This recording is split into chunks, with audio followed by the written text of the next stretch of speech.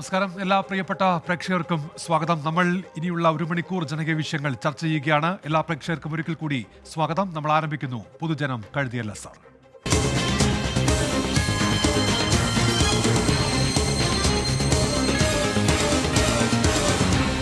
പൊതുജനം കഴുതയല്ല സാർ. പ്രിയപ്പെട്ട പ്രേക്ഷകരെ, നിങ്ങൾക്കറിയാവുന്ന പോലെ തന്നെ നിങ്ങൾക്ക് ഈ പരിപാടിയുടെ ഭാഗമാകാം. ഏതെങ്കിലും ജനകീയ വിഷയങ്ങൾ ഞങ്ങളുടെ ശ്രദ്ധയിൽ കൊണ്ടുവരേണ്ടതുണ്ടെങ്കിൽ അതിന് അവസരമുണ്ട്. അതിനായി ഇനി പറയുന്ന നമ്പറിൽ വിളിക്കാം. 0484283050. ഈ നമ്പറിൽ വിളിച്ച് ജനകീയ വിഷയങ്ങൾ ശ്രദ്ധയിൽ കൊണ്ടുവരാം. ഏതെങ്കിലും ദൃശ്യങ്ങൾ അയച്ചു തരേണ്ടതുണ്ടെങ്കിൽ വാട്സാപ്പ് വഴി ആ ദൃശ്യങ്ങളും അയക്കാം. 6235968937 ഈ നമ്പറിൽ വാട്സാപ്പ് വഴി ദൃശ്യങ്ങൾ അയച്ചു നൽകുകയും ചെയ്യാം. നമ്മൾ വയനാട്ടിൽ സംഭവിച്ച ആ ദുരന്തത്തിൻ്റെ ആഘാതത്തിൽ തന്നെയാണ് ഇപ്പോഴും അതിൽ നിന്ന് പിടിച്ചു കയറാൻ അതിജീവനത്തിൻ്റെ പാതയിലാണ് നമ്മളെല്ലാവരും ഉള്ളത്. ഉരുളെടുത്തുപോയ ജീവിതം തിരിച്ചു പിടിക്കാനുള്ള പോരാട്ടത്തിലാണ് ആ മേഖലയിലുള്ള ആളുകളെല്ലാം. രക്ഷാദൗത്യത്തിനെത്തിയ സൈന്യം ഇന്ന് മടങ്ങുകയുണ്ടായി. ദുരിതക്കയത്തിൽ നിന്ന് നാടിനെ രക്ഷിക്കാൻ സാധ്യമായതെല്ലാം ചെയ്തതിന് ശേഷമാണ് സൈന്യം മടങ്ങിയത്. പക്ഷേ ഉറ്റവരെ തേടിയുള്ള തിരച്ചിലിന് അവസാനമായിട്ടില്ല. ദുരന്തം അതിജീവിച്ചവരെ പങ്കെടുപ്പിച്ചുള്ള ജനകീയ തിരച്ചിലാണ് നാളെ നടക്കാൻ പോകുന്നത്.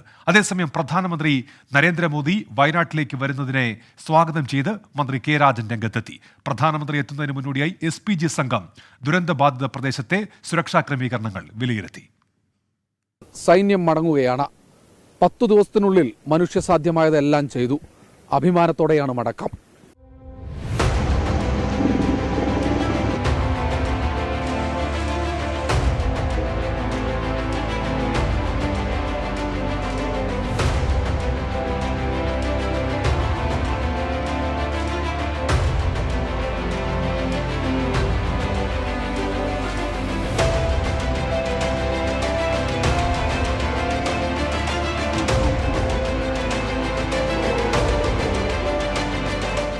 ദുരന്തഭൂമിയിലേക്ക് ഭീതിയോടെ കണ്ണും നട്ട് നമ്മൾ നിന്ന സമയം. ഒരു മാത്ര പോലും വൈകാതെ അവർ ഓടിയെത്തി. തകർന്ന പാലത്തിന്റെ സ്ഥാനത്ത് പാലം പണിതു. ജീവനുള്ളവരെ മുഴുവൻ രക്ഷിക്കാൻ ഒപ്പം നിന്നു. അതുകൊണ്ട് മാത്രം തീർന്നില്ല. ശേഷം മൃതദേഹാവശിഷ്ടങ്ങൾ തിരയാനും പുഞ്ചിരിമട്ടത്തും മുണ്ടക്കയിലും ചൂരൽമലയിലും നമ്മുടെ സൈനികരുമുണ്ടായിരുന്നു. ഒടുവിൽ രക്ഷാദൗത്യത്തിന്റെ 10ാം നാൾ മടങ്ങാൻ സൈന്യം തീരുമാനിച്ചു. അവർ നടത്തിയിട്ടുള്ള സേവനം വാക്കുകൾ കൊണ്ട് വിവരിക്കുന്നതിനപ്പുറത്താണ്. No words to say about the valuable services that you have given us. We salute you all. സംസ്ഥാനം മെമന്റോ നൽകി ആദരിച്ചാണ് ദുരന്തഭൂമിയിലേക്ക് സഹായഹസ്തവുമായി എത്തിയ ജവാന്മാരെ മടക്കി അയച്ചത്. പതിവിൽ നിന്ന് വിപരീതമായി തെരച്ചിലിന് പ്രത്യേകം പോയിന്റുകൾ മാർക്ക് ചെയ്തിരുന്നു ഇന്ന്. അതനുസരിച്ചാണ് സന്നദ്ധ പ്രവർത്തകരും ഫയർഫോഴ്സ് അടക്കമുള്ള രക്ഷാസംഘവും തെരച്ചിൽ നടത്തിയത്. പുഞ്ചിരിമട്ടത്തും മുണ്ടക്കയിലും ഏതാണ്ട് 95% തിരച്ചിൽ പൂർത്തിയായിട്ടുണ്ട്. സൺറൈസ് വാലിയിൽ സൈന്യവും ഹെലികോപ്റ്ററിൽ തിരച്ചിൽ നടത്തി. കടാവർ നായ്ക്കളും തിരച്ചിൽ സംഘത്തിലുണ്ടായിരുന്നു. മുണ്ടക്കൈ അടക്കമുള്ള ദുരന്തഭൂമിയിൽ കഴിഞ്ഞ ദിവസം നഷ്ടമായ വസ്തുവകകളുടെ കണക്കെടുപ്പ് സർക്കാർ തുടങ്ങിയിരുന്നു. പ്രധാനമന്ത്രി നരേന്ദ്രമോദി ശനിയാഴ്ച വയനാട്ടിലേക്കെത്തുന്നതിന് മുന്നോടിയായി SPG സുരക്ഷാ സംഘവും എത്തിയിട്ടുണ്ട്. ചൂരൽമലയിലും മുണ്ടക്കയിലും പുഞ്ചിരിമട്ടത്തുമെത്തി SPG സംഘം സുരക്ഷാ ക്രമീകരണങ്ങൾ വിലയിരുത്തി. പ്രധാനമന്ത്രിയുടെ വരവിനെ സ്വാഗതം ചെയ്യുന്നതായി റവന്യൂ മന്ത്രി കെ രാജൻ. ത്രിയിൽപ്പെടുത്തി കേരളത്തെ ഇക്കാര്യത്തിൽ പരിഗണിച്ചാൽ ഒരു വലിയ കാര്യമായി കിട്ടാവുന്ന മാക്സിമം സഹായങ്ങൾ സാധാരണ കിട്ടും. അതുകൊണ്ട് പ്രധാനമന്ത്രിയുടെ വരവിനെ പോസിറ്റീവായി ഞങ്ങൾ കാണുന്നു. പ്രതിപക്ഷ നേതാവ് VD സതീശനും സർക്കാരിന്റെ സമാന അഭിപ്രായം പങ്കുവച്ചു. പ്രധാനമന്ത്രിയുടെ സന്ദർശനത്തെ ഞങ്ങൾ സ്വാഗതം ചെയ്യുന്നു. അദ്ദേഹം സന്ദർശിച്ചു പോയി കഴിഞ്ഞാൽ സംസ്ഥാനത്തിന് ഒരു സ്പെഷ്യൽ പാക്കേജ് ഉണ്ടാകും എന്നുള്ള ശുഭാപ്തി വിശ്വാസമാണ് ഞങ്ങൾക്കുള്ളത്. തരട്ടെ. അതേസമയം മുണ്ടക്കൈ ദുരന്തത്തിന്റെ പശ്ചാത്തലത്തിൽ ഹാരിസൺസ് മലയാളം ലിമിറ്റഡിലെ അതിഥി തൊഴിലാളികളായ 85 കുടുംബങ്ങൾ നാട്ടിലേക്ക് മടങ്ങിയിട്ടുണ്ട്. നാളെ ദുരന്തത്തെ അതിജീവിച്ച ആളുകളെ കൂടി ഉൾപ്പെടുത്തി മുണ്ടക്കയിലും പുഞ്ചിരിമട്ടത്തും ചൂരൽമലയിലും ജനകീയ തിരച്ചിൽ നടത്താനാണ് തീരുമാനം. സൈന്യം മടങ്ങുമ്പോൾ രക്ഷാപ്രവർത്തനം അതിന്റെ മറ്റൊരു ഘട്ടത്തിലേക്ക് കടക്കുകയാണ്. NDRFും ഫയർഫോഴ്സും സന്നദ്ധ സംഘടനകളും തിരച്ചിൽ വീണ്ടും തുടരും. VS മനീഷിനൊപ്പം ശ്രീകുമാരൻ, ടീം 24 വയനാട്. ഇപ്പോൾ നമ്മുടെ എല്ലാം വേദനയാണ് ഇപ്പോഴും വയനാട്. സൈന്യം മടങ്ങിയെന്ന് മാത്രമേ ഉള്ളൂ. കരസേന എഞ്ചിനീയറിംഗ് വിഭാഗവും ഹെലികോപ്റ്റർ തെരച്ചിൽ സംഘവും ഒക്കെ ആ ദൗത്യമേഖലയിൽ ഇനിയും ഉണ്ടാകും. അതേസമയം മുണ്ടക്കൈ ഉരുൾപൊട്ടലിൽ മരിച്ചവരിൽ തിരിച്ചറിയാത്തവരുടെ കൂട്ട സംസ്കാരം ഇന്നും നടന്നു. 7 ശരീരഭാഗങ്ങൾ പുത്തുമലയിൽ സംസ്കരിച്ചു. സജോ ദേവസിയുമൊപ്പം സുർജിത് അയ്യപ്പത്തും വിവരങ്ങളുമായി ചേരുന്നുണ്ട്. ആദ്യം സജോ ദേവസിയിലേക്കാണ്. സജോ, ഇന്നും പുത്തുമലയിൽ കൂട്ട സംസ്കാരം നടന്ന ദിവസമാണല്ലോ, അതിന്റെ വിശദാംശങ്ങൾ എന്തൊക്കെയാണ് സജോ? ഉന്മേഷ്, 5ാം ദിനവും വയനാട് പുത്തുമലയിൽ മുണ്ടക്കൈ ഉരുൾപൊട്ടലിൽ മരിച്ചവരിൽ തിരിച്ചറിയാത്തവരെയാണ് പുത്തുമലയിൽ സംസ്കരിച്ചത്. പ്രത്യേകമായി ഏറ്റെടുത്ത പൊതു ശ്മശാനമാണ്. ഇതുവരെ കണക്കാക്കിയാൽ 186 ശരീരഭാഗങ്ങളും 40 മൃതദേഹങ്ങളുമാണ് ഇതിനകം സംസ്കരിച്ചിരിക്കുന്നത്. ഇന്ന് ആ 6 ശരീരഭാഗങ്ങളും ഒരു മൃതദേഹം എന്ന് വിളിക്കാൻ കഴിയുന്ന ശരീരഭാഗങ്ങളും കൂടിയാണ് ഇന്ന് സംസ്കരിച്ചത്. അങ്ങനെ വരുമ്പോൾ അതൊരു നമ്മുടെ കേരളത്തിൻ്റെ ആകെ വേദനയായി മാറുന്നൊരു ഭൂമികയാണ്. അങ്ങോട്ടേക്ക് ഇനിയും ശരീരഭാഗങ്ങൾ ലഭ്യമാവുകയാണെങ്കിൽ അവയെല്ലാം ഇവിടെ തന്നെ സംസ്കരിക്കേണ്ടി വരും. ഇത്രയധികം സംസ്കാരങ്ങൾ നമുക്ക് അവിടെ നടത്തേണ്ടി വന്നു എന്നതാണ് അങ്ങേയറ്റം ദുഃഖകരമായ കാര്യം. പക്ഷേ അപ്പോഴും ആ ദുരന്തത്തിൻ്റെ വ്യാപ്തിയും ആഴവും എത്രത്തോളം ഉണ്ട് എന്ന് നമുക്കറിയാം. അതിൻ്റെ ബാക്കി പത്രമാണ് യഥാർത്ഥത്തിൽ പുത്തുമലയിൽ HML പ്ലാന്റേഷനിൽ നിന്ന് ഏറ്റെടുത്ത 1 ഏക്കറിലധികം വരുന്ന ഭൂമിയിലാണ് ഈ ശ്മശാനം ഒരുക്കിയിരിക്കുന്നത്. ഇനിയിപ്പോൾ അതിൽ സാധ്യത എന്ന നിലയ്ക്ക് DNA സാമ്പിൾ പരിശോധന, അതിൻ്റെ തുടർച്ചയായി ആരെങ്കിലും ഉറ്റവരെ തേടി അവരെ ഈ തിരിച്ചറിയാതെ പോയ ആളുകളിൽ ആരെങ്കിലും തങ്ങളുടെ ഉറ്റവരുണ്ടോ എന്നറിയാനുള്ളൊരു സാധ്യത ഇപ്പോഴും അവശേഷിക്കുന്നുണ്ട്. അതിൻ്റെ കുറേ കൂടി മെച്ചപ്പെട്ട സാധ്യതയിലേക്ക് ആളുകൾക്ക്, അതായത് ഈ കാണാതായവരുടെ മരിച്ചവരുടെയൊക്കെ ബന്ധുക്കൾക്ക്, അതിൽ തിരിച്ചറിയപ്പെടാതെ പോയ ആളുകൾ, അതിൽ പലരും കാണാതെ പോയിട്ടുണ്ട്, അവരാരെങ്കിലും ഇവിടെ അടക്കം ചെയ്തിട്ടുണ്ടോ എന്നൊക്കെ ഉള്ള സാധ്യതയുണ്ട്. അത്തരം ഒരുപാട് അന്വേഷണങ്ങൾ, എൻക്വയറികൾ ഇതിനകം വന്നിട്ടുണ്ട്. അത് സംബന്ധിച്ച് അധികൃതർ വ്യക്തമാക്കുന്ന കാര്യം വളരെ വേഗത്തിൽ തന്നെ, അതായത് മിക്കവാറും എല്ലാ സാമ്പിളുകളും ശേഖരിച്ചിട്ടുണ്ട്. അവയെല്ലാം കൃത്യമായി നമ്പറുകൾ രേഖപ്പെടുത്തിയാണ് അടക്കം ചെയ്തിരിക്കുന്നത്. കുഴിമാടത്തിൽ വെച്ചിരിക്കുന്ന കല്ലുകളിൽ നമ്പർ രേഖപ്പെടുത്തിയിട്ടുണ്ട്. അപ്പോൾ ഒരു പ്ലാസ്റ്റിക് ബോട്ടിലാക്കി വിശദാംശങ്ങൾ ഉൾപ്പെടുത്തി അത് കുഴിമാടത്തിനകത്ത് അടക്കം ചെയ്തിട്ടുണ്ട്. അതുകൊണ്ട് ഇതിനൊരു സാധ്യത അവശേഷിക്കുന്നുണ്ട്. ധാരാളം എൻക്വയറികൾ, അതായത് ഇവിടെ ഉണ്ടായിരുന്നവരുടെ മറ്റു പല ദേശങ്ങളിലുമുള്ള ആളുകളും അടക്കം അങ്ങനെ തിരിച്ചറിയാനുള്ളൊരു സാധ്യതയെ പറ്റിയുള്ള അന്വേഷണം നടത്തുന്നു. അത് സംബന്ധിച്ച് പഞ്ചായത്ത് അധികൃതരുമായും ജില്ലാ ഭരണകൂടവുമായി ബന്ധപ്പെടാം. ജില്ലാ ഭരണകൂടമോ ആരോഗ്യവകുപ്പാണ്, നേരിട്ട് ജില്ലാ ഭരണകൂടവുമായി ബന്ധപ്പെട്ടാലും മതിയാകും. അങ്ങനെ വരുമ്പോൾ അവർക്ക് ഈ DNA പരിശോധനയിലേക്ക് പോകാം. ആ സാമ്പിളുകളുമായി ഒത്തുപോവുകയാണെങ്കിൽ അവർക്ക് തിരിച്ചറിയാം എവിടെയാണ് അടക്കം ചെയ്തിരിക്കുന്നത് എന്നത് തിരിച്ചറിയാൻ കഴിയും. ഇനിയും അങ്ങോട്ടേക്ക്, അതായത് ഇപ്പോൾ നമ്മൾ അതിൻ്റെ ചുമതലയുള്ള സ്പെഷ്യൽ ഓഫീസറോടും പഞ്ചായത്ത് അധികൃതരോടും ഒക്കെ സംസാരിച്ചപ്പോൾ ഇനിയും അങ്ങോട്ടേക്ക് കൂടുതൽ പേര് നമുക്ക് അടക്കം ചെയ്യേണ്ടതായിട്ട് വരും. കാരണം അങ്ങനെ ഒരു സാധ്യതയുണ്ട്. ജനകീയ തിരച്ചിലിലേക്ക് കടക്കുന്നു. അപ്പോൾ കൂടുതൽ ആളുകളെയൊക്കെ കണ്ടെത്താൻ കഴിയുമെന്നൊരു പ്രതീക്ഷയുണ്ട്. പക്ഷേ തിരിച്ചറിയാനുള്ള സാധ്യത അപ്പോഴും ഒന്നും അവശേഷിക്കുന്നില്ല. അത് കേരളത്തിൻ്റെ ആകെ, നമ്മുടെ നാടിൻ്റെ ആകെ ഒരു വേദനയായി ആ ശ്മശാനം എന്നത് ഇതിൻ്റെ ദുരന്തത്തിൻ്റെ അവശേഷിപ്പായി തുടരുകയാണ്. അത് ഇനിയും അങ്ങോട്ടേക്ക്, ഇന്ന് 5ാം ദിനമാണ്, ഇനിയും തുടരുമെന്നതാണ് സങ്കടകരമായ മറ്റൊരു യാഥാർത്ഥ്യം. ഉന്മേഷ്, സജു ദേവസിയാണ് വിവരങ്ങൾ നൽകിയത്. ഇപ്പോൾ വയനാട്ടിൽ തുടരുന്ന മന്ത്രിസഭ ഉപസമിതിയുടെ വാർത്താ സമ്മേളനം നടക്കുന്നുണ്ട്. തത്സമയം ചില വിവരങ്ങൾ കിട്ടിയതുണ്ട്. അതൊക്കെ അടക്കമാണ് 131 എത്തിയിരിക്കുന്നത്. 138 നിന്നാണ് 131 എത്തിയിരിക്കുന്നത്. അതിൽ കൂടുതൽ missing zone 1, zone 2, zone 3 Punchirimattam, ഉണ്ടക്കെ, സ്കൂൾ റോഡ്, ഇവിടെയാണ് മഹാഭൂരിപക്ഷം മിസ്സിംഗ് കേസുള്ളത്.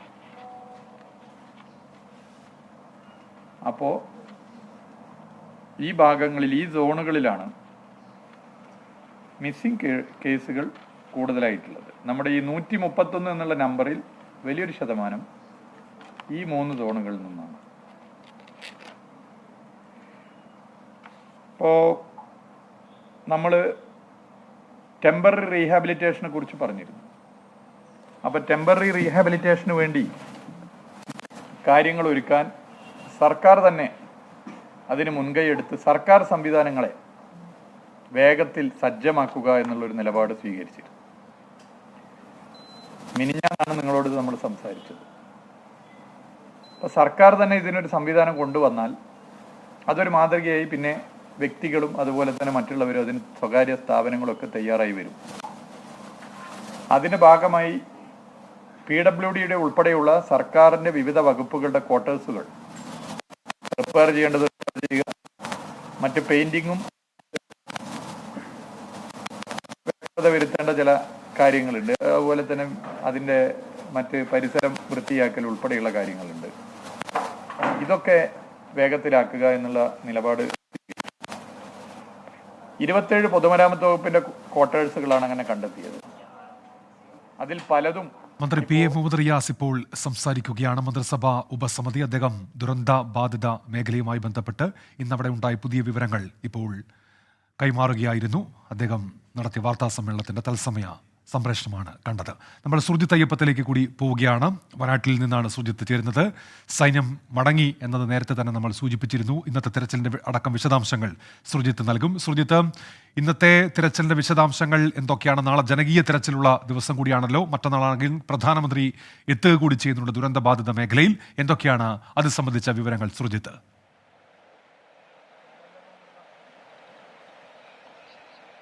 ഉന്മേഷ്, ഇന്നത്തെ തിരച്ചിൽ ഏതാണ്ട് ഒരു 3 മണിയോടുകൂടി അവസാനിപ്പിച്ചിരുന്നു. കാരണം കനത്ത മഴ ഉച്ചയ്ക്ക് ശേഷം ഈ മേഖലയിൽ പെയ്തു. ഞാനിപ്പോൾ നിൽക്കുന്നത് ചൂരൽമല ബെയിലി പാലത്തിന് മുകളിലാണ്. ഇവിടെ ഉൾപ്പെടെ ശക്തമായ രീതിയിലുള്ള മഴയായിരുന്നു. അതുകൊണ്ട് തന്നെയാണ് ഈ JCBയും ഹിറ്റാച്ചിയും മറ്റു യന്ത്രഭാഗങ്ങളും ഉപയോഗിച്ചുകൊണ്ടുള്ള തിരച്ചിൽ പൂർണ്ണമായും അവസാനിപ്പിച്ചത്. അത് ഉച്ചയോടുകൂടി കഴിഞ്ഞു.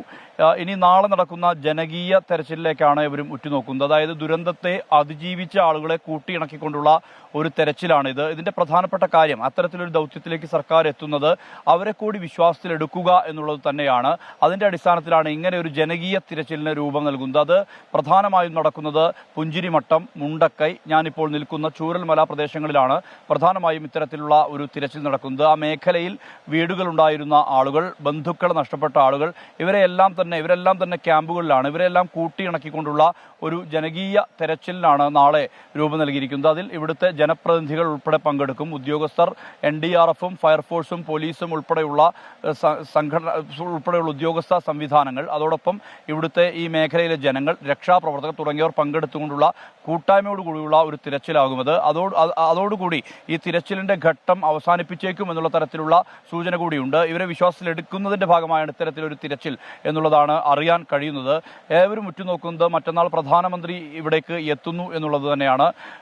പ്രത്യേകിച്ച് ഇവിടെ വലിയ രീതിയിലുള്ള ദുരിതാശ്വാസ ഫണ്ടിന്റെ ആവശ്യകത ഉണ്ട്. അത് ദേശീയ ദുരന്തമായി പ്രഖ്യാപിക്കുമോ എന്നുള്ളതാണ് ഇവർ ഉറ്റുനോക്കുന്നത്. ഇത്രയ്ക്കധികം ആളുകൾ മരിച്ച, കാണാതായ ഇങ്ങനെ ഒരു അപകടം ഒരുപക്ഷെ രാജ്യചരിത്രത്തിൽ തന്നെ അപൂർവതയാകും.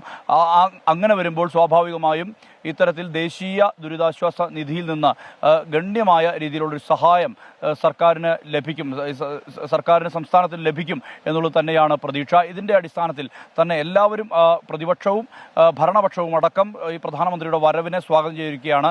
SPG സംഘം ഇന്ന് രാവിലെ ഈ മേഖലയിൽ പരിശോധന പൂർത്തിയാക്കി മടങ്ങിയിട്ടുണ്ട്.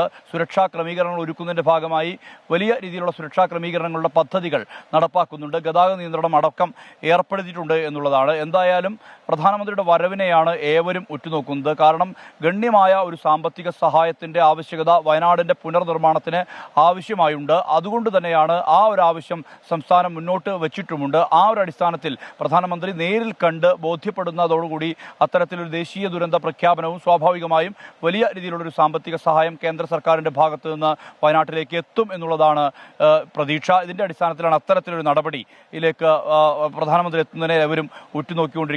ക്യാമ്പുകളിലെ സ്ഥിതി, എല്ലാവരും ഈ ദുരന്തത്തെ അതിജീവിക്കാനായ ആളുകൾക്ക് അവർക്ക് ഇനിയുള്ള പുനരധിവാസം ഉൾപ്പെടെയുള്ള കാര്യങ്ങളിൽ വേഗത്തിൽ തീരുമാനമുണ്ടാകണം. അതിൽ പ്രധാനമായും വാടക വീട് അടക്കമുള്ള കാര്യങ്ങൾ അന്വേഷിച്ച ആളുകൾ ഇറങ്ങുന്നുണ്ട്. പക്ഷേ അങ്ങനെ ഒരു ലഭ്യതയുടെ പ്രശ്നം കൂടിയുണ്ട്. ആര് വാടക കൊടുക്കുമെന്നുൾപ്പെടെയുള്ള ചോദ്യങ്ങൾ അവർ ഉന്നയിക്കുന്ന ഒരു സ്ഥിതിയും പല ഘട്ടങ്ങളിലും പല കോണുകളിൽ നിന്നും ഉണ്ടാകുന്നുമുണ്ട്. എന്തായാലും സർക്കാരിന്റെ ഒഴിഞ്ഞ കെട്ടിടങ്ങൾ ഉൾപ്പെടെയുള്ളവ പ്രയോജനപ്പെടുത്തണമെന്നുള്ള ആവശ്യമുണ്ട്. പലയിടങ്ങളിലും അത്തരത്തിലുള്ള കെട്ടിടങ്ങളുണ്ട്. പ്രത്യേകിച്ച് അമ്പലവയൽ പോലുള്ള പട്ടണത്തിൽ തന്നെ ധാരാളം ക്വാർട്ടേഴ്സുകളുണ്ട്. അറ്റകുറ്റപ്പണികൾ പൂർത്തിയാക്കിയാൽ അത്തരത്തിലുള്ള ഇടങ്ങളിൽ ഇവർക്ക് താൽക്കാലികമായ താമസം ഒരുക്കാനുള്ള സൗകര്യമുണ്ട്. അങ്ങനെയുള്ള രീതിയിലേക്കുള്ള കാര്യങ്ങളിലേക്ക് കൂടി സർക്കാർ വേഗത്തിൽ കടക്കണമെന്നുള്ള ആവശ്യമാണ് ഉന്നയിക്കുന്നത്. എന്തായാലും മന്ത്രിസഭാ ഉപസമിതി ഇവിടെ തുടരുന്നുണ്ട്. അവരുടെ നേതൃത്വത്തിൽ അത്തരത്തിലുള്ള കാര്യങ്ങൾ ക്രമീകരിച്ച് വരുന്നുമുണ്ട്. രേഖകൾ ഉൾപ്പെടെ നഷ്ടപ്പെടുന്നവർക്ക് രേഖകൾ നൽകാനുള്ള സംവിധാനങ്ങൾ ഉൾപ്പെടെ അത്തരത്തിലുള്ള കാര്യങ്ങൾ നാളെ നടക്കാൻ പോകുന്ന ജനകീയ തെരച്ചിലിന്റെ വിശദാംശങ്ങൾ ഈ മന്ത്രി തന്നെ അറിയിക്കുന്നുണ്ടല്ലോ സുജിത്ത്. പോലീസ്, NDRF ഉൾപ്പെടെ ഉണ്ടാകും ഈ സംഘത്തിന്റെ ഭാഗമായി. ക്യാമ്പിൽ കഴിയുന്ന 190 പേർ അവർ ഈ ദുരന്തമുഖത്തുണ്ടായിരുന്നവരാണ്. അവർ ഈ തിരച്ചിലിൽ പങ്കെടുക്കും. മുണ്ടക്കൈ, പുഞ്ചിരിമറ്റം, ആ മേഖലകളിലൊക്കെ അത്തരത്തിൽ ജനകീയ തിരച്ചിൽ നടക്കുമെന്നാണല്ലോ ഇപ്പോൾ മന്ത്രിതല സംഘവും അറിയിക്കുന്നത്. അവരുടെ വാർത്താ സമ്മേളനം കൂടി ഒരു ഭാഗത്ത് നടക്കുന്നുണ്ടല്ലോ സുർജിത്ത്. തീർച്ചയായും ഉന്മേഷ്, അതായത് ഏറ്റവും കൂടുതൽ ഈ ജീവൻ നഷ്ടപ്പെട്ട ആളുകൾ, ഏറ്റവും കൂടുതൽ മിസ്സിംഗ് കേസുകൾ ഉള്ള മേഖല എന്ന് പറയുന്നത് ഈ പുഞ്ചിരിമട്ടത്തിനും മുണ്ടക്കൈക്കും ഇടയിലുള്ള ഭൂപ്രദേശത്താണ്. അതായത് ഇതിൻ്റെ താഴെ ചൂരൽമലയ്ക്ക് തൊട്ട് മുകളിലാണ് ഏറ്റവും കൂടുതൽ വലിയ രീതിയിലുള്ള മാൻ മിസ്സിംഗ് ഉണ്ടായിട്ടുള്ളത്. അവരെയെല്ലാം തന്നെ കണ്ടെത്തുക എന്നുള്ളതാണ്. പലരുടെയും ശരീരഭാഗങ്ങൾ ലഭിച്ചത് ഏതാണ്ട് ഇവിടെ നിന്നും ഒരുപാട് ദൂരം ഒഴുകിയെത്തുന്ന ചാലിയാറിലാണ് മൃതദേഹങ്ങൾ വലിയ അളവിൽ ലഭിച്ചത്. അത് ഇവിടെ നിന്നും അതായത് ഇവിടെ നിന്നും ഒലിച്ചുപോയ മൃതദേഹങ്ങൾ വരെ ഉണ്ട് എന്നുള്ളതാണ്. അത് മുണ്ടക്കൈ, അതോടൊപ്പം പുഞ്ചിരിമട്ടം, ചൂരൽമല ഈ ഇടങ്ങൾ കേന്ദ്രീകരിച്ച് ആകും പൂർണ്ണമായും തിരച്ചിൽ നടക്കുക. അതിൽ എല്ലാവരെയും വിശ്വാസത്തിലെടുക്കുക. അതായത് ഈ ബന്ധുക്കളെ നഷ്ടപ്പെട്ട ആളുകളുണ്ട്, ഇനിയും കണ്ടെത്താത്ത ആളുകളുണ്ട്. അവരെയെല്ലാം തന്നെ ബന്ധുക്കളെ ഉൾപ്പെടെ ഉപയോഗിച്ചുകൊണ്ട് ആ സ്ഥലം ഉൾപ്പെടെ കണ്ടെത്തിക്കൊണ്ട് അങ്ങനെ ഒരു യന്ത്രസഹായത്തോടു കൂടിയുള്ള തിരച്ചിലിനാകും നാളെ നേതൃത്വം നൽകുക. അതിൽ NDRF ഉണ്ടാകും, ഫയർഫോഴ്സ് ഉണ്ടാകും, പോലീസ് ഉണ്ടാകും, സന്നദ്ധ പ്രവർത്തകരുണ്ടാകും. അത്തരത്തിൽ എല്ലാ സംവിധാനങ്ങളും ഉപയോഗിച്ചുകൊണ്ട് ജനപ്രതിനിധികളടക്കം പങ്കെടുക്കുന്ന ഒരു തെരച്ചിലാണ് നാളെ നടക്കുക. അത് നാളെ വൈകിട്ട് വരെ നീളും എന്നുള്ളതാണ് നമുക്ക് അറിയാൻ കഴിയുന്നത്. അതിനകത്തു നിന്നും എന്തെങ്കിലും തരത്തിലുള്ള ഇനി തെരച്ചിൽ കണ്ടെത്താൻ ആകുന്ന ആളുകളെ പരമാവധി കണ്ടെത്തുക എന്നുള്ള ലക്ഷ്യമാണുള്ളത്. ഇതനുസരിച്ച് സുർജിത്ത്, ഈ ജനകീയ തെരച്ചിലിന്റെ സമയം കൂടി ഇപ്പോൾ വരുന്നുണ്ട്. സുർജിത്ത്, ഈ ജനകീയ തെരച്ചിലിന്റെ സമയക്രമം ഇങ്ങനെയാണ്: നാളെ രാവിലെ 6 മണി മുതൽ 11 മണി വരെ എന്നുള്ളതാണ്. കാരണം പ്രധാനമന്ത്രി അടുത്ത ദിവസം വരുന്നുണ്ടല്ലോ, അപ്പോൾ സുരക്ഷാ പരിശോധന നടക്കേണ്ടതുണ്ട്. അത് കാരണം ഈ ജനകീയ തെരച്ചിലിന് ഒരു സമയപരിധി വെച്ചതായി ഇപ്പോൾ അറിയിക്കുന്നുണ്ട് സുർജിത്ത്. ഒരുപക്ഷെ അതിന്റെ ഭാഗമായാണ് കൂടുതൽ യന്ത്രങ്ങളെല്ലാം തന്നെ ചൂരൽമലയിൽ നിന്ന് മുകളിലേക്ക് മണ്ണുമാന്തി യന്ത്രങ്ങളടക്കം എത്തിച്ചിട്ടുണ്ട്. അത് വലിയ അളവിൽ എത്തിച്ചിട്ടുണ്ട്. അതായത് ഏറ്റവും കൂടുതൽ ഈ ദുരന്തത്തിന്റെ വ്യാപ്തി എന്ന് പറയുന്ന പ്രദേശം പുഞ്ചിരിമട്ടത്തിനും മുണ്ടക്കൈ നേരത്തെ മന്ത്രി മുഹമ്മദ് റിയാസ് തന്നെ പറഞ്ഞു, സ്കൂൾ റോഡ് ആ മേഖല കേന്ദ്രീകരിച്ച് പാടികളടക്കം ഉണ്ടായിരുന്നു. ധാരാളം പാടികൾ ഈ ദുരന്തത്തിന്റെ ഭാഗമായി ഒലിച്ച് പോയിട്ടുണ്ട്. അതുകൊണ്ട് തന്നെയാണ് ആ മേഖലയിൽ പ്രധാനമായും തിരച്ചിൽ നടത്തുക എന്നുള്ള ഉദ്ദേശത്തോടു കൂടി തന്നെയാണ്. മാത്രമല്ല തൊട്ടു താഴെ ഈ ചൂരൽമല അടക്കമുള്ള പ്രദേശം, അതായത് ഞാനിപ്പോൾ നിൽക്കുന്ന ഈ പ്രദേശത്തടക്കം ഇങ്ങനെ തെരച്ചിൽ നടത്താനാണ്. കൂടുതൽ ഹിറ്റാച്ചികൾ, മണ്ണുമാന്തി യന്ത്രങ്ങൾ, JCBകൾ ഇതെല്ലാം തന്നെ ഇവിടേക്ക് എത്തിച്ചിട്ടുണ്ട്. എന്തായാലും 11 മണി വരെ, രാവിലെ 6 മണിക്ക് തുടങ്ങി 11 മണിയോടെ തിരച്ചിൽ പൂർത്തിയാക്കുമെന്നുള്ളതാണ്. ഇതോടുകൂടി ആളുകളെ സംബന്ധിച്ച് ആളുകൾക്ക് ഒരു വിശ്വാസ്യത ഉണ്ടാക്കുക, ആളുകൾക്ക് ഒരു ബോധ്യപ്പെടുത്തൽ ഉണ്ടാക്കുക, ഈ സർക്കാരിൻ്റെ ഇടപെടൽ എത്രമാത്രം ഉണ്ടായിരുന്നു അത് ചൂണ്ടിക്കാട്ടുക എന്നുള്ള തരത്തിലുള്ള ദൗത്യം കൂടി ഇതിൻ്റെ പിന്നിലുണ്ട് എന്നാണ് മനസ്സിലാക്കുന്നത്. ഇതിനുശേഷം പ്രധാനമന്ത്രിയുടെ വരവുമായി ബന്ധപ്പെട്ട സുരക്ഷാ ക്രമീകരണങ്ങൾ ഈ മേഖലയിലെല്ലാം തന്നെ ഒരുക്കേണ്ടതുണ്ട്. അദ്ദേഹം ഈ ചുരൽമല, മുണ്ടക്കൈ ഉൾപ്പെടെയുള്ള മേഖലയിലേക്ക് എത്തുമോ എന്നുള്ള കാര്യത്തിൽ ഒരു അന്തിമ തീരുമാനം ആയിട്ടില്ല. ക്യാമ്പുകൾ സന്ദർശിക്കുന്നുണ്ട്. ഇവിടേക്ക് എത്തുകയാണെങ്കിൽ നേരിട്ട് തന്നെ ബോധ്യപ്പെടും പ്രധാനമന്ത്രിക്ക് എത്രമാത്രം രൂക്ഷമായ കെടുതിയാണ് ഇവിടെ ഉണ്ടായിട്ടുള്ളത്, എത്രമാത്രം വലിയ വ്യാപ്തിയുള്ള ദുരന്തമാണ് ഉണ്ടായിട്ടുള്ളത് അദ്ദേഹത്തിന് നേരിട്ട് മനസ്സിലാകും എന്നാണ് സർക്കാർ വൃത്തങ്ങൾ കരുതുന്നത്. മാത്രമല്ല, സ്വാഭാവികമായും ഈ സംസ്ഥാനത്തിന് വലിയ രീതിയിലുള്ള സഹായത്തിൻ്റെ ആവശ്യമുണ്ട്. വയനാടിനെ പുനർനിർമ്മിക്കുക, ഈ മേഖലയെ പുനർനിർമ്മിക്കുക എന്നുള്ളത് വലിയ ഘട്ടമാണ്. ആ ഘട്ടത്തെ അതിജീവിക്കാൻ വലിയ രീതിയിലുള്ളൊരു സാമ്പത്തിക പിന്തുണ കേന്ദ്ര സർക്കാരിൻ്റെ ഭാഗത്തു നിന്ന് ഉണ്ടാകേണ്ടതുണ്ട്. അത് പ്രധാനമന്ത്രി നേരിട്ട് ബോധ്യപ്പെട്ട് ഇതൊരു ദേശീയ ദുരന്തമായി പ്രഖ്യാപിക്കുകയും സ്വാഭാവികമായും കൂടുതൽ സാമ്പത്തിക സഹായം ഈ മേഖലയിലേക്ക് എത്തിക്കാനും കഴിയും എന്നുള്ളത് തന്നെയാണ് ഏവരും പ്രതീക്ഷിക്കുന്നത്. ഉന്മേഷ്. ശരി, സുർജിത്ത് അയ്യപ്പത്താണ് വിവരങ്ങൾ നൽകിയത്. നാളെ ജനകീയ തെരച്ചിലാണ് ദുരന്ത മേഖലയിൽ നടക്കാൻ പോകുന്നത്. രാവിലെ 6 മണി മുതൽ 11 മണി വരെ ഈ തെരച്ചിൽ നടക്കും. പ്രധാനമന്ത്രിയുടെ സന്ദർശനം മറ്റന്നാളാണ്. അതിന്റെ സുരക്ഷാ പരിശോധനാ നടപടികൾ പൂർത്തിയാക്കേണ്ടത് കൊണ്ടാണ് ഇത്തരമൊരു സമയക്രമം നിശ്ചയിച്ചിരിക്കുന്നത് എന്നാണ് മന്ത്രിമാർ വാർത്താ സമ്മേളനത്തിൽ അല്പസമയം മുൻപ് അറിയിച്ചത്. ഒട്ടേറെ പ്രേക്ഷകർ ഇപ്പോൾ ഈ വിഷയത്തിൽ പ്രതികരിക്കുന്നുണ്ട്. അവിടെ പ്രധാനമന്ത്രി വരട്ടെ, കേന്ദ്ര സംഘം എത്തട്ടെ, അങ്ങനെ അത് അവരെത്തി ആ ദുരന്തം നേരിട്ട് അവർക്ക് ബോധ്യപ്പെടട്ടെ, അതിൻ്റെ അടിസ്ഥാനത്തിൽ കേന്ദ്രത്തിൻ്റെ സഹായമൊക്കെ പ്രതീക്ഷിക്കുന്നു എന്നുള്ള തരത്തിൽ പ്രേക്ഷകരൊക്കെ നമ്മോടിപ്പോൾ പ്രതികരിക്കുന്നുണ്ട് യൂട്യൂബിൽ. ചൂരൽമലയ്ക്കും മുണ്ടക്കൈക്കുമൊപ്പം സർക്കാരിൻ്റെ അടിയന്തര ശ്രദ്ധ പതിയേണ്ട സ്ഥലമാണ് കോഴിക്കോട്ടെ വിലങ്ങാട്. 10 ഇടങ്ങളിലായി ഉണ്ടായ ഉരുൾപൊട്ടലിൽ ഒരു നാടൊന്നാകെ നാമാവശേഷമായ കാഴ്ചയാണ് വിലങ്ങാട്ടേത്. 112 വീടുകളാണ് അവിടെ തകർന്നത്. രക്ഷാപ്രവർത്തനത്തിന് ഇറങ്ങിയ ഒരാൾക്ക് ജീവൻ നഷ്ടമാവുകയും ചെയ്തു. കഴിഞ്ഞ മാസം 30-ന് പുലർച്ചെ വിലങ്ങാട് 10 ഇടങ്ങളിൽ ചെറുതും വലുതുമായ ഉരുൾപൊട്ടൽ. ഒരു പ്രദേശം ഒന്നാകെ ഒറ്റപ്പെട്ട കാഴ്ചയാണ് പിന്നീട് കണ്ടത്.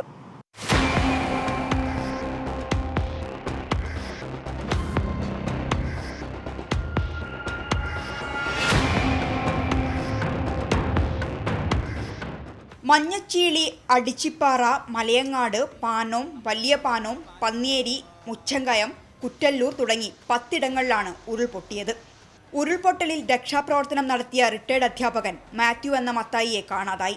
2 ദിവസത്തിന് ശേഷം അപകടമുണ്ടായ സ്ഥലത്തു നിന്ന് 200 മീറ്റർ അകലെ പുഴയിൽ നിന്ന് ഇദ്ദേഹത്തിന്റെ മൃതദേഹം കണ്ടെത്തുകയായിരുന്നു.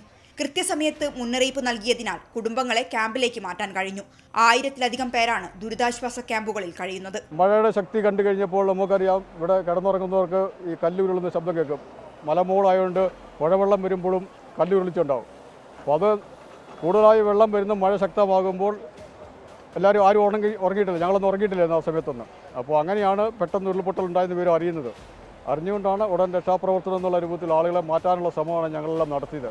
ചെറുതും വലുതുമായ 18ഓളം പാലങ്ങളാണ് തകർന്നത്. വൈദ്യുതി ബന്ധം പൂർണ്ണമായും തകരാറിലായി. ഒരു നാടൊന്നാകെ ഒറ്റപ്പെട്ടു. 112 വീടുകൾക്ക് നാശനഷ്ടമുണ്ടായി. 59 വീടുകൾ പൂർണ്ണമായും തകർന്നു. വീട്ടിൽ കയറണമെന്ന് വെച്ചാൽ വീട് മാത്രമുണ്ട്, വീടിൻ്റെ സ്കെൽട്ടൺ മാത്രമുണ്ട്. അടിവശമില്ല, തറയില്ല, ഒന്നുമില്ല. ഗ്യാസ് ഉണ്ടായിരുന്നു, അലമാര ഉണ്ടായിരുന്നു, ഒരു സാധനം കാണുന്നില്ല, ഒന്നുമില്ല, ബാത്റൂം ഇല്ല, ഒരു സംഭവമില്ല. വീടുണ്ടോ എന്ന് ചോദിച്ചാൽ വീടുണ്ട്. വിലങ്ങാടിനായി പ്രത്യേക പാക്കേജ് പ്രഖ്യാപിക്കണമെന്ന് ഷാഫി പറമ്പിൽ MP ആവശ്യപ്പെട്ടു. മന്ത്രിമാരായ PA മുഹമ്മദ് റിയാസും റോഷി അഗസ്റ്റിനും K രാജനും വിലങ്ങാടെത്തി. വിലങ്ങാട് വളരെ ഗൗരവപ്പെട്ട ഒരു പ്രശ്നമായി നമ്മൾ കാണുന്നുണ്ട്. വിലങ്ങാട് വേറെ ഏതെങ്കിലും വിധത്തിൽ താരതമ്യം ചെയ്യപ്പെടാൻ പറ്റാത്ത വിധത്തിൽ ഗൗരവമായിട്ടുള്ള ഉരുൾപൊട്ടലിൻ്റെ മേഖലയായി. ആ ഉരുൾപൊട്ടലിൻ്റെ ശാസ്ത്രീയമായിട്ടുള്ള സ്ഥിതി എന്തായിരുന്നുവെന്നും അതിൻ്റെ തുടർചലനങ്ങളെ സംബന്ധിച്ചിട്ടുള്ള അഭിപ്രായം എന്താണെന്നും ശാസ്ത്രീയമായി പരിശോധിക്കാൻ ഒരു ഉന്നതതല സംഘത്തെ വിലങ്ങാട്ടേക്ക് ഏതാനും സമയങ്ങൾക്കകം അയക്കും. ഡിസാസ്റ്ററിൻ്റെ കമ്മീഷണറായിട്ടുള്ള A. കൗശികൻ IAS ഞങ്ങളുടെ കൂട്ടത്തിലുണ്ട്. ഇന്ന് തന്നെ ആ കാര്യത്തിൽ ഓർഡറാക്കി ഏറ്റവും പെട്ടെന്ന് അവിടേക്ക് എത്തിക്കാനുള്ള സ്ഥിതിവിശേഷം ഉണ്ടാകും. അതുകൂടി പരിശോധിച്ചുകൊണ്ടാകും ഇവിടുത്തെ തുടർചലനങ്ങളെല്ലാം രേഖപ്പെടുത്താൻ വേണ്ടി പറ്റുക. ഇവിടെ ഉണ്ടായ വീടുകളുടെ നഷ്ടത്തെക്കുറിച്ച് ആദ്യ കേൾവിയിൽ 43 വീട്, 120 ഭാഗികമായിട്ടുള്ള പ്രശ്നങ്ങളെന്നൊക്കെ പറഞ്ഞു. അത് സാധാരണ STRFൻ്റെ ഒരു പാക്കേജിൽ പെട്ടാൽ ചെറിയ വിധത്തിലുള്ള സഹായമേ ഉണ്ടാകുള്ളൂ. അതങ്ങനെയായിരിക്കില്ല. ഒരു പ്രത്യേകമായ പരിഗണനയോടെ വിലങ്ങാടുണ്ടായ പ്രശ്നങ്ങളെ കാണും. അതിനാവശ്യമായിട്ടുള്ള പരിഹാര നടപടികൾ സർക്കാർ എടുക്കും. അടുത്ത ക്യാബിനറ്റിൽ ഇക്കാര്യം പ്രത്യേകമായിട്ട് ശ്രദ്ധയിൽപ്പെടുത്തും. ആ വിധത്തിൽ കേരളം എങ്ങനെയാണോ ദുരന്തമുഖത്ത് നിൽക്കുക, അതേ കരുത്തോടെയും ആവേശത്തോടെയും കേരളം വിലങ്ങാടിന് വേണ്ടി ഒരുമിച്ച് നിൽക്കും. ഇന്നിപ്പോൾ വിലങ്ങാട് തിരിച്ചുവരവിന്റെ പാതയിലാണ്. വെള്ളം കയറി നശിച്ച വീടുകൾ വൃത്തിയാക്കി തുടങ്ങി. കടകൾ തുറക്കുന്നു. തകർന്ന പാലങ്ങൾക്കു പകരം താൽക്കാലിക പാലങ്ങൾ നിർമ്മിക്കുകയാണ്. തകർന്ന 300ഓളം വൈദ്യുതി തൂണുകൾ പുനഃസ്ഥാപിച്ചു. വൈദ്യുതി വകുപ്പിലെ 150ഓളം തൊഴിലാളികൾ ഇതിനായി രാത്രിയെന്നോ പകലെന്നോ വ്യത്യാസമില്ലാതെ പ്രവർത്തിച്ചു. വിലങ്ങാട്ടെ നാശനഷ്ടത്തിന്റെ കണക്കെടുപ്പ് റവന്യൂ, കൃഷി വകുപ്പുകൾ തുടരുകയാണ്. 12 കോടി രൂപയുടെ കൃഷിനാശമുണ്ടായതായാണ് പ്രാഥമിക വിലയിരുത്തൽ. മലയോര മേഖലയിൽ അധികം ആളുകളും ജീവിക്കുന്നത് കൃഷിയെ ആശ്രയിച്ചാണ്. 230 കർഷകരുടെ കൃഷി നശിച്ചെന്നാണ് പ്രാഥമിക കണക്ക്. വിലങ്ങാടിനെ തിരികെ കൊണ്ടുവരാൻ പ്രത്യേക പാക്കേജ് വേണമെന്നതാണ് പൊതുവായ ആവശ്യം. അടുത്ത മന്ത്രിസഭാ യോഗം സഹായവുമായി ബന്ധപ്പെട്ട കാര്യങ്ങൾ തീരുമാനിക്കുമെന്ന് റവന്യൂ മന്ത്രി അറിയിച്ചിട്ടുണ്ട്. വയനാട്ടിലെ ജനത്തെ പോലെ ചേർത്തു പിടിക്കേണ്ടവരാണ് വിലങ്ങാട്ടെ ദുരിതബാധിതരും. മിഥില ബാലൻ, 24 കോഴിക്കോട്. പ്രിയപ്പെട്ട പ്രേക്ഷകരെ, അപ്പോൾ മറ്റന്നാളാണ് പ്രധാനമന്ത്രി വയനാട്ടിലെത്തുക. അതിന്റെ വിശദാംശങ്ങൾ ഇപ്പോൾ വരുന്നുണ്ട്. അദ്ദേഹം കണ്ണൂർ എയർപോർട്ടിൽ എത്തും വിമാനമാർഗം. അതിനുശേഷം ഹെലികോപ്റ്ററിൽ അദ്ദേഹം വയനാട്ടിലേക്ക് തിരിക്കും. പ്രധാനമന്ത്രിക്കൊപ്പം മുഖ്യമന്ത്രിയും ഈ ഹെലികോപ്റ്ററിൽ ഉണ്ടാകും എന്നാണ് ഇപ്പോൾ അറിയാൻ കഴിയുന്നത്. ബേലിപ്പാലം ഉൾപ്പെടെയുള്ള പ്രദേശങ്ങളിൽ പ്രധാനമന്ത്രി എത്തും. ഈ ദുരന്ത ബാധിതരെ പ്രധാനമന്ത്രി സന്ദർശിക്കും. 11:35 രാവിലെ അദ്ദേഹം കൽപ്പറ്റയിൽ ഹെലികോപ്റ്റർ ഇറങ്ങുക എന്ന് പറയുന്നു. 3:30 വരെ, ഉച്ചകഴിഞ്ഞ് 3:30 വരെ പ്രധാനമന്ത്രി വയനാട്ടിൽ ഉണ്ടാകും. ഇങ്ങനെയാണ് ഇപ്പോൾ പ്രധാനമന്ത്രിയുടെ സന്ദർശനത്തിന്റെ വിശദാംശങ്ങൾ ദീപക് ധർമ്മടം റിപ്പോർട്ട് ചെയ്യുന്നത് വയനാട്ടിൽ നിന്ന്. നമ്മൾ അതിന്റെ വിശദാംശങ്ങളിലേക്ക് എത്തും. വീണ്ടും പൊതുജനം കഴുതൽ എന്ന പരിപാടിയിലേക്ക് എല്ലാ പ്രേക്ഷകർക്കും സ്വാഗതം. നേരത്തെ സൂചിപ്പിച്ചത് തന്നെ പ്രധാനമന്ത്രിയുടെ വയനാട് സന്ദർശനത്തിന്റെ വിശദാംശങ്ങൾ ഇപ്പോൾ വരുന്നുണ്ട്. വയനാട്ടിലെത്തുന്ന പ്രധാനമന്ത്രി ദുരന്ത മേഖലയിൽ ഹെലികോപ്റ്ററിൽ പര്യടനം നടത്തും. പ്രധാനമന്ത്രിക്കൊപ്പം മുഖ്യമന്ത്രിയും ഹെലികോപ്റ്ററിൽ ഉണ്ടാകുമെന്നാണ് അറിയാൻ കഴിയുന്നത്. ദീപക് ധർമ്മടം വിശദാംശങ്ങളുമായി ഇപ്പോൾ ചേരുന്നുണ്ട്. ദീപക്, എങ്ങനെയാണ് ഈ സന്ദർശന വിവരങ്ങൾ? ഉന്മേഷ്, പ്രധാനമന്ത്രിയുടെ സുരക്ഷാ ക്രമീകരണങ്ങൾ ഏറെക്കുറെ പൂർത്തിയായിക്കൊണ്ടിരിക്കുന്നു. SPG ഗ്രൗണ്ടും മറ്റ് ഏരിയകളും പൂർണ്ണമായി പരിശോധിച്ചു. നാളെ 11 മണിയോടുകൂടി SPG എല്ലാ ഏരിയകളും ഏറ്റെടുക്കും. SPGയുടെ IG സ്ഥലത്തെത്തിക്കഴിഞ്ഞു. SPGയുടെ ADGP പ്രധാനമന്ത്രിക്കൊപ്പം ഇങ്ങോട്ടേക്ക് വരുന്നുമുണ്ട്. പ്രധാനമന്ത്രി നേരെ കണ്ണൂരിലേക്കാണ് എത്തുന്നത്. 11:15 മണിയോടുകൂടിയിട്ടാണ് ഇവിടേക്ക് എത്തുക, വയനാട്ടിലേക്ക്. അതായത് പ്രധാനമന്ത്രിയുടെ വിമാനത്തിൽ കണ്ണൂർ വിമാനത്താവളത്തിലെത്തും. കണ്ണൂർ എയർപോർട്ടിൽ നിന്നും ഹെലികോപ്റ്റർ മാർഗത്തിൽ കൽപ്പറ്റയിലെത്തും. കൽപ്പറ്റ സ്കൂൾ ഗ്രൗണ്ടിൽ ഹെലിപ്പാഡിൽ ഇപ്പോൾ രക്ഷാപ്രവർത്തനത്തിന് ഹെലികോപ്റ്റർ ഇറങ്ങുന്ന ഗ്രൗണ്ടിൽ ഇറങ്ങും. അവിടെ ഇറങ്ങുന്നതിന് മുൻപ് തന്നെ പ്രധാനമന്ത്രി ഏരിയൽ സർവേ നടത്തും. അതായത് ദുരന്ത മേഖലയായ ബേലിപ്പാലം, അതുപോലെ തന്നെ ചൂരൽമല, മുണ്ടക്കൈ, പുഞ്ചിരിമറ്റം തുടങ്ങിയ പ്രദേശങ്ങളിൽ ഏരിയൽ സർവേ നടത്തും. പ്രധാനമന്ത്രിക്കൊപ്പം പ്രധാനമന്ത്രിയുടെ ഹെലികോപ്റ്ററിൽ മുഖ്യമന്ത്രി പിണറായി വിജയനും ഉണ്ടാകും. അതായത് പ്രധാനമന്ത്രി നരേന്ദ്രമോദിക്കൊപ്പം ദുരന്ത മേഖലയിൽ സന്ദർശനം നടത്തുമ്പോൾ കേരളത്തിൻ്റെ മുഖ്യമന്ത്രി പിണറായി വിജയൻ ഉണ്ടാകും എന്നുള്ളതാണ് നമുക്ക് ലഭ്യമാകുന്ന വിവരം. അതിനുശേഷം ഈ ഏരിയൽ സർവേക്ക് ശേഷം പ്രധാനമന്ത്രി കൽപ്പറ്റയിൽ ഇറങ്ങുന്നു. കൽപ്പറ്റയിൽ ഇറങ്ങി റോഡ് മാർഗത്തിൽ അദ്ദേഹം ദുരന്ത മേഖലയിൽ പോകുന്നു. ദുരന്ത മേഖലയിൽ NDRF അതുപോലെ തന്നെയുള്ള സേനാ വിഭാഗങ്ങളുമായി അദ്ദേഹം കൂടിക്കാഴ്ച നടത്തും. അതിനുശേഷം ദുരന്ത മേഖലയിൽ പോയതിനു ശേഷം അദ്ദേഹം ക്യാമ്പുകളിലേക്കും ആശുപത്രികളിലേക്കും പോകാനുള്ള സാധ്യതയുണ്ട് എന്നുള്ള വിവരം കൂടിയാണ് നമുക്ക് ലഭിക്കുന്നത്. ഏതായാലും ഒരു ദിവസത്തെ മുഴുവൻ സന്ദർശനം പൂർത്തിയാക്കി ഏതാണ്ട് 3:30 മണിക്കാണ് പ്രധാനമന്ത്രി വയനാട്ടിൽ നിന്നും കണ്ണൂരിലേക്ക് പോവുക. കണ്ണൂരിൽ നിന്നും അദ്ദേഹം പ്രധാനമന്ത്രിയുടെ പ്രത്യേക വിമാനത്തിൽ ഡൽഹിയിലേക്ക് തിരിച്ചു പോകും. നമുക്ക് ലഭ്യമാവുന്ന വിവരമനുസരിച്ച് കേന്ദ്രമന്ത്രി സുരേഷ് ഗോപി പ്രധാനമന്ത്രിക്കൊപ്പം ഡൽഹിയിൽ നിന്ന് തന്നെ കണ്ണൂരിലേക്ക് എത്തുന്നുണ്ട്. ഈ ചോപ്പറിൽ, അതായത് പ്രധാനമന്ത്രിയുടെ ഹെലികോപ്റ്ററിൽ മുഖ്യമന്ത്രി ഉണ്ടാകും എന്നുള്ളതും സ്ഥിരീകരിക്കപ്പെട്ടിട്ടുണ്ട്. ഈ വിവരം PMO കേരള സർക്കാരിനെ ഔദ്യോഗികമായി അറിയിച്ചു കഴിഞ്ഞു. ഉന്മേഷ്. ദീപക്, ഇപ്പോൾ ഇതിനൊരു ദേശീയ ദുരന്തമായി പ്രഖ്യാപിക്കണമെന്നുള്ള ആവശ്യം കേരളം വീണ്ടും ഉന്നയിക്കുന്നുണ്ട്. മുഖ്യമന്ത്രി ഇന്നും വാർത്താ സമ്മേളനത്തിൽ ആവർത്തിക്കുന്നുണ്ട്. അത്തരത്തിലൊരു കൂടിക്കാഴ്ചകൾ, ചർച്ചകളൊക്കെ ഈ സന്ദർശനത്തിനിടയ്ക്ക് അത് എവിടെ വെച്ച് നടക്കുമെന്നാണ് നമ്മൾ കരുതേണ്ടത്? ദീപക്. ഇതിൽ ഏറ്റവും പ്രധാനപ്പെട്ട കാര്യം, പ്രധാനമന്ത്രിയെ കണ്ണൂരിൽ വെച്ച് മുഖ്യമന്ത്രി സ്വീകരിക്കും. ആ സമയത്ത് ചീഫ് സെക്രട്ടറി ഡോക്ടർ വേണുവും അതുപോലെ തന്നെ DGP ദർവേഷ് സാഹിബും കണ്ണൂർ കലക്ടറും അവിടെ വെച്ച് സ്വീകരിക്കും. സ്വീകരിച്ച് കഴിഞ്ഞതിന് ശേഷം അദ്ദേഹം വയനാട്ടിലേക്കുള്ള ഹെലികോപ്റ്റർ മാർഗം ഉള്ള യാത്രയിൽ മുഖ്യമന്ത്രി സ്വാഭാവികമായും കൂടെയുണ്ട്. മുഖ്യമന്ത്രിക്കൊപ്പം തന്നെയാണ് ഏരിയൽ സർവേ നടത്തുന്നത്. ദുരന്ത മേഖലയിലൂടെയുള്ള എയർഫോഴ്സിൻ്റെ ഹെലികോപ്റ്ററുള്ള പര്യടനം, ആ പര്യടന സമയത്ത് തന്നെ ഓരോ കാര്യങ്ങളും മുഖ്യമന്ത്രിക്ക് വിശദീകരിക്കാൻ സാധിക്കും. മാത്രവുമല്ല, ചീഫ് സെക്രട്ടറി തന്നെ പ്രധാനമന്ത്രിയെ ബ്രീഫ് ചെയ്തുകൊണ്ടുള്ള ഒരു മീറ്റിങ്ങും ഈ പര്യടനത്തിൽ അറേഞ്ച് ചെയ്തിട്ടുണ്ട് എന്നുള്ളതാണ് നമുക്ക് ലഭിക്കുന്ന വിവരം. അതായത് പ്രധാനമന്ത്രി ഡൽഹിയിൽ നിന്നും കണ്ണൂരിലെത്തുന്നു. കണ്ണൂരിൽ വെച്ച് മുഖ്യമന്ത്രിയും ചീഫ് സെക്രട്ടറിയും DGPയും സ്വീകരിക്കുന്നു. അവിടെ നിന്നും ചോപ്പറിൽ, ഹെലികോപ്റ്ററിൽ അദ്ദേഹം കൽപ്പറ്റയിലേക്ക് വരുന്നു. കൽപ്പറ്റയിലെ ഹെലിപ്പാഡിൽ ഇറങ്ങുന്നു. ഹെലിപ്പാഡിൽ ഇറങ്ങിയതിന് ശേഷം നേരെ ദുരന്തമുഖത്തേക്ക് റോഡ് മാർഗം പോകുന്നു. ബേലിപ്പാലത്തിലേക്ക് പോകും. അവിടെ നിന്നും മുണ്ടക്കൈയിലേക്ക് പോകുമോ എന്നുള്ള കാര്യത്തിൽ കൃത്യമായ സ്ഥിരീകരണം ലഭിച്ചിട്ടില്ല. അതിനുശേഷം സെൻറ്റ് ജോസഫ് സ്കൂളിലെ ക്യാമ്പിലേക്ക് പോകുന്നു. ക്യാമ്പ് കഴിഞ്ഞതിന് ശേഷം ഈ ഏറ്റവും കൂടുതൽ രോഗികൾ, ചികിത്സയിൽ കഴിയുന്നവർ ഉള്ളത് ആശുപത്രിയിലാണ്. ആശുപത്രിയിലേക്ക് പോകും. അതിനുശേഷം അദ്ദേഹം തിരിച്ച് കൽപ്പറ്റയിൽ എത്തിയ ശേഷം ബ്രീഫിംഗ് നടക്കും. ആ briefing chief secretary doctor Venu നടത്തുമെന്നുള്ളതാണ് ലഭ്യമാകുന്ന വിവരം. ഏതായാലും പ്രധാനമന്ത്രിയുടെ ടൂർ പ്ലാൻ ഔദ്യോഗികമായി കൺഫേം ചെയ്തുകൊണ്ട് SPG ക്ലിയറൻസോടുകൂടി കേരള സർക്കാരിന് ലഭിച്ചു കഴിഞ്ഞു എന്നുള്ളതാണ് ഈ വേളയിൽ 24-ന് ബ്രേക്ക് ചെയ്യാനുള്ളത്. ഉന്മേഷ്. ശരി, ദീപക് ധർമ്മടമാണ് വിശദാംശങ്ങൾ നൽകിയത്, പ്രധാനമന്ത്രിയുടെ സന്ദർശന വിവരങ്ങൾ നൽകിയത്. പ്രേക്ഷകർ ഇതുമായി ബന്ധപ്പെട്ട പ്രതികരണങ്ങൾ അറിയിക്കുന്നുണ്ട്. വയനാടിനായി എല്ലാവരും ഒരുമിച്ച് നിൽക്കുന്ന ഒരു സമയമാണിത്. മിനിബാബു പറയുന്നുണ്ട്, പ്രൈവറ്റ് ബസ്സുകളൊക്കെ ഇന്ന് അവർക്ക് ഓടിക്കിട്ടുന്ന ഒരു ദിവസത്തെ കളക്ഷൻ അത് ഈ വയനാടിന് വേണ്ടി മാറ്റിവെച്ചിരിക്കുന്ന ദിവസമാണ് എന്ന് അറിയിക്കുന്നുണ്ട്. ഒപ്പം അതുമായി ബന്ധപ്പെട്ട ഒട്ടേറെ പ്രതികരണങ്ങൾ ഇപ്പോഴും വരുന്നുണ്ട്. ഈ കളക്ഷൻ സെൻ്ററുകളിലൊക്കെ ധാരാളം സാധനങ്ങൾ കെട്ടിക്കിടക്കുന്നു എന്നുള്ള കാര്യമൊക്കെ ചൂണ്ടിക്കാണിക്കുന്നുണ്ട്. അത് മുഖ്യമന്ത്രി തന്നെ അറിയിക്കുന്നുണ്ട്. കൂടുതലായി സാധനങ്ങൾ എത്തിക്കേണ്ടതില്ല, അങ്ങനെ ആവശ്യം വരുവാണെങ്കിൽ അറിയിക്കാമെന്നാണ് അദ്ദേഹം പറഞ്ഞത്. അവിടെ എത്തിയ തുണികളൊന്നും അത് ഉപയോഗിക്കാൻ കഴിയാത്തതായിരുന്നു എന്ന് കൂടി മുഖ്യമന്ത്രി ഇന്ന് വാർത്താ സമ്മേളനത്തിൽ അറിയിക്കുകയുണ്ടായി ആ കളക്ഷൻ സെൻ്ററുമായി ബന്ധപ്പെട്ട്. മിന്നൽ പ്രളയത്തിലും മഴക്കെടുതിയിലും ഉത്തരേന്ത്യൻ സംസ്ഥാനങ്ങളിൽ ദുരിത ജീവിതമാണ് ഇപ്പോഴും. ഹിമാചലിൽ മരണം 22 എന്നാണ് റിപ്പോർട്ടുകൾ. ദുരന്തബാധിത മേഖലകളിൽ സൈന്യത്തിന്റെ തെരച്ചിൽ ഇപ്പോഴും പുരോഗമിക്കുന്നുണ്ട്. ഹിമാചൽ പ്രദേശിലും ഉത്തരാഖണ്ഡിലും ഓറഞ്ച് അലേർട്ട് പ്രഖ്യാപിച്ചു. മേഘവിസ്ഫോടനത്തെ തുടർന്നുണ്ടായ മിന്നൽ പ്രളയത്തിൽ ഉത്തരാഖണ്ഡിലും ഹിമാചൽ പ്രദേശിലുമാണ് ഇത്തവണ നാശനഷ്ടങ്ങൾ ഏറെയുണ്ടായത്. ഇരു സംസ്ഥാനത്തും നിരവധി പേർക്കാണ് ജീവൻ നഷ്ടമായത്. ഹിമാചൽ പ്രദേശിൽ ഇപ്പോഴും രക്ഷാപ്രവർത്തനങ്ങൾ പുരോഗമിക്കുകയാണ്. ഹിമാചൽ പ്രദേശിൽ മേഘവിസ്ഫോടനത്തെ തുടർന്നുണ്ടായ മിന്നൽ പ്രളയത്തിൽ മരണം 22ആയി. ബുധനാഴ്ച രാത്രി ശ്രീഗഡിലുണ്ടായ മേഘവിസ്ഫോടനത്തിൽ നിരവധി പേരെ കാണാതായി. 13 പേർ മരിച്ചതായും റിപ്പോർട്ടുണ്ട്. പ്രളയബാധിത മേഖലകളിൽ സൈന്യത്തിന്റെ രക്ഷാപ്രവർത്തനം പുരോഗമിക്കുകയാണ്.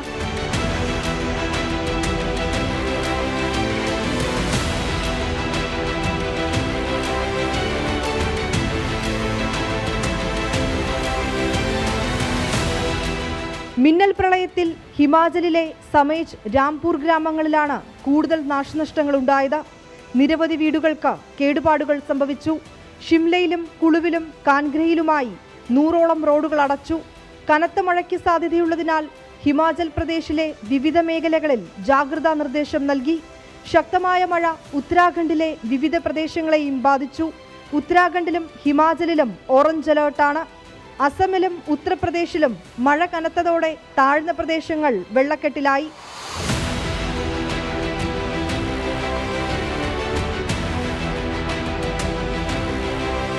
കാശ്മീരിൽ കനത്ത മഴയിൽ രജൌരിയിൽ മണ്ണിടിച്ചിലുണ്ടായി. ഗംഗ യമുന നദികളിൽ ജലനിരപ്പ് അപകടനിലയ്ക്കും മുകളിലാണ്. ഉത്തരേന്ത്യൻ സംസ്ഥാനങ്ങളിൽ ശനിയാഴ്ച വരെ ശക്തമായ മഴയുണ്ടാകുമെന്നാണ് കാലാവസ്ഥാ നിരീക്ഷണ കേന്ദ്രത്തിന്റെ മുന്നറിയിപ്പ്. ഡൽഹിയിൽ ഇന്ന് യെല്ലോ അലേർട്ടാണ്. നദീതീരങ്ങൾക്ക് സമീപം താമസിക്കുന്നവർ ജാഗ്രത പാലിക്കണമെന്നും നിർദ്ദേശമുണ്ട്. ക്യാമറാമാൻ ജോഗേഷ് സിംഗിനൊപ്പം വിനീത VG 24 ഡൽഹി. നമ്മളിനി മറ്റ് ചില ജനകീയ വിഷയങ്ങളിലേക്ക് കൂടി കടക്കുകയാണ്. സംസ്ഥാനത്തെ തുള്ളൽ കലാകാരന്മാർ സമാനതകളില്ലാത്ത പ്രതിസന്ധികളിലൂടെയാണ് കടന്നുപോയിക്കൊണ്ടിരിക്കുന്നത്. സർക്കാരിനെ കണ്ണു തുറപ്പിക്കാൻ വേറിട്ട സമരവുമായി രംഗത്ത് എത്തിയിരിക്കുകയാണ് ഇപ്പോൾ തുള്ളൽ കലാകാരന്മാരുടെ സംഘടന. തുള്ളൽ ചൊൽക്കാഴ്ചയുമായി പാലക്കാട്ടെ കുഞ്ചൻ സ്മാരകത്തിലെത്തിയാണ് കലാകാരന്മാർ പ്രതിഷേധം അറിയിച്ചത്.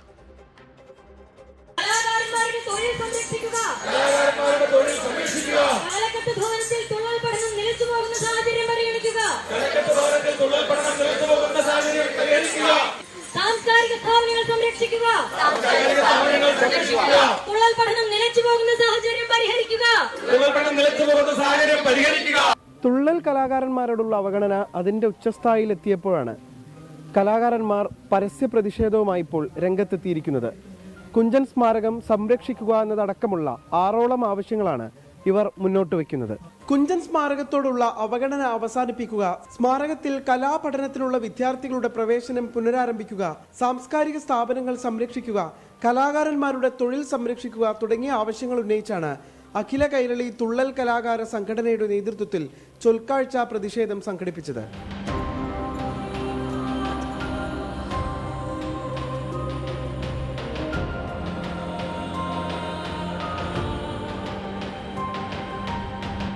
പ്രധാനമായിട്ടും കുഞ്ചൻ നമ്പ്യാർ സ്മാരകത്തിൽ നടന്നു വന്നിരുന്ന തുള്ളൽ പഠനം നിലച്ച സ്ഥിതിയാണ്. ഇപ്പോൾ തന്നെ ഫൈനൽ ഇയേഴ്സ് ആയിട്ടുള്ള രണ്ട് തരം വിഭാഗങ്ങൾക്ക് മാത്രമാണ് ഇപ്പം പഠനം തുടർന്നുകൊണ്ടിരിക്കുന്നത്. അത് ഇക്കൊല്ലം കൊണ്ട് തീർന്നു പോകാനുള്ള സാധ്യതയുണ്ട്. തുടർന്ന് ആ പഠനം അല്ലെങ്കിൽ ഇതിൻ്റെ ഒരു ഭാവി മുന്നോട്ട് എങ്ങനെയായിരിക്കും എന്നൊരു ചിന്തയിൽ നിന്ന് ഞങ്ങൾക്കുണ്ടായിരുന്നൊരു വ്യാകുലത തന്നെയാണ്. സമാനതകളില്ലാത്ത പ്രതിസന്ധികളെയാണ് തുള്ളൽ കലാകാരന്മാർ കാലങ്ങളായി നേരിട്ടുകൊണ്ടിരിക്കുന്നത്.